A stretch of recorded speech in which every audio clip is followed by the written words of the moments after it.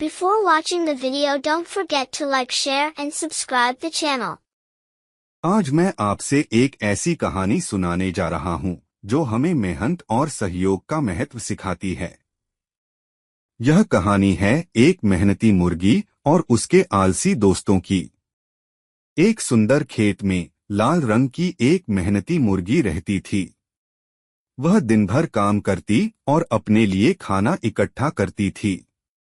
उसके 3 दोस्त बतख, बिल्ली और कुत्ता उसके पड़ोसी थे। लेकिन वे तीनों बहुत आलसी थे और हमेशा आराम करना पसंद करते थे।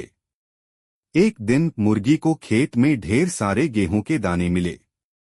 उसे विचार आया कि इन दानों को बोकर भविष्य के लिए खाना इकट्ठा किया जा सकता है।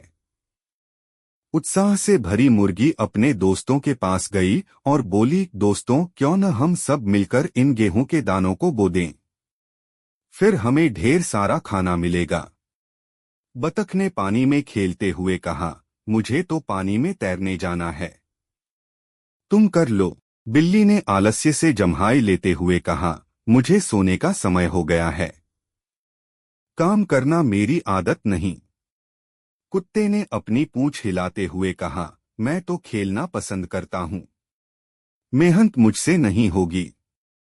मुर्गी ने सोचा, अगर कोई मदद नहीं करेगा तो भी मुझे अपना काम करना चाहिए। उसने अकेले ही मेहनत करके गेहूं के दाने बो दिए। दिन बीतते गए और गेहूं के पौधे बड़े होने लगे। मुर्गी ने अपने दोस्तों से फिर मदद मांगी। वह बोली, अब हमें इन पौधों को काटना है। कौन मेरी मदद करेगा? बतख ने आलसी अंदाज में कहा, मैं अभी आराम कर रहा हूं। तुम काट लो। बिल्ली ने कहा, मुझे अपनी झपकी लेनी है। तुम कर लो। कुत्ते ने जवाब दिया, मुझे अभी दौड़ने का अभ्यास करना है। तुम अकेले कर लो। मुर्गी ने बिना शिकायत के पौधों को अकेले काटा और अनाज इकट्ठा किया। उसने इसे पीसकर आटा बनाया और फिर स्वादिष्ट रोटी पकाई। जब रोटी की खुशबू चारों ओर फैलने लगी तो आलसी दोस्त झट से भागते हुए आए।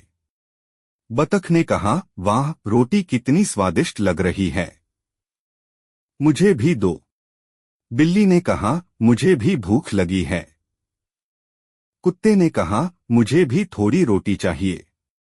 मुर्गी ने मुस्कुराते हुए कहा, जब मैंने गेहूं बोने, काटने और आटा बनाने के लिए मदद मांगी थी तब तुम सबने मना कर दिया। अब यह रोटी सिर्फ मेरी है। मेहनत का फल उसी को मिलता है जो काम करता है। मुर्गी की बात सुनकर तीनों दोस्तों को अपनी गलती का एहसास हुआ। बतख ने कहा, हमने बहुत बड़ी गलती की। बिल्ली बोली, अब से हम आलसी नहीं बनेंगे। कुत्ते ने वादा किया, हम हर काम में मदद करेंगे। इसके बाद तीनों ने मुर्गी से माफी मांगी और अगली बार हर काम में उसकी मदद करने का वादा किया। अब खेत में सभी मिलकर मेहनत करते और अपनी फसल का आनंद उठाते। आलस्य से कुछ हासिल नहीं होता। मेहनत करने वाले ही असली सुख और सफलता का आनंद लेते हैं। मिलकर काम करने से जीवन और भी आसान और सुखद हो जाता है।